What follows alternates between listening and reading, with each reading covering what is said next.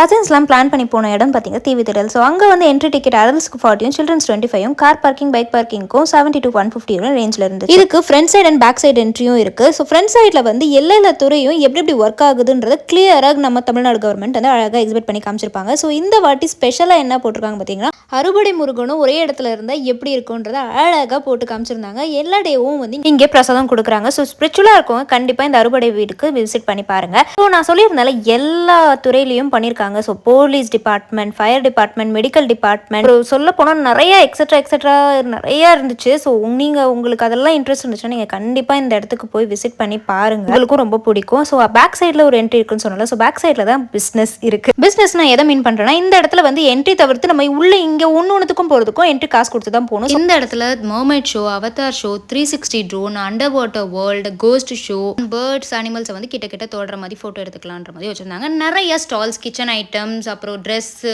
Photo frames, இது மாதிரி நிறைய வச்சுருந்தாங்க. உங்களுக்கு அங்கே என்டர்டைன்மெண்ட்டாகவும் இருக்கும், டைம் போகிறதும் தெரியாது. ஸோ நாங்கள் சாப்பிட்லான்னு ஒரு மிளகா பஜ்ஜி வாங்கணும். கேவலமாக இருந்தது, மாவமாவாக இருந்தது. அம்மா வந்து ஒரு காலிஃப்ளவர் பக்கோடா வாங்கணும், அது சூடாகவும் இல்லை. அப்புறமா வந்து அப்படியே ஸ்வீட் கார்ன் சாப்பிட்டு நைட்டு இது எடுக்கும்போது இவனும் பிளாக் எடுத்துகிட்டு இருந்தான். ஸோ ஜாலியாக அப்படியே என்ஜாய் பண்ணிட்டு நைட்டுக்கும் லைட்டுக்கும் செம அழகாக வியூ இருந்தது. ஸோ சுற்றி வீடியோ எடுத்தோம். யாருமே ஆனால் ராட்டினம் சுத்தலை, per person 100னால. அப்புறம் டெல்லி அப்பளம் ஒரே ஒரு அப்பளம் வாங்கி சாப்பிட்டுட்டு எல்லாம் ஷேர் பண்ணிட்டு வாங்க 90s கடை மிட்டை வீட்டுக்கு ஏதாவது சாக்லேட் வாங்க போகலாம் அப்படின்ட்டு வாங்கிட்டு ஒரு குட்டி ஸ்டாலில் போய் சின்ன ஐட்டம்ஸ்லாம் வாங்கிட்டு இருந்தோம். என் தங்கச்சி எல்லாரும் பாம்பு வச்சு பயமுத்திட்டு இருந்தா.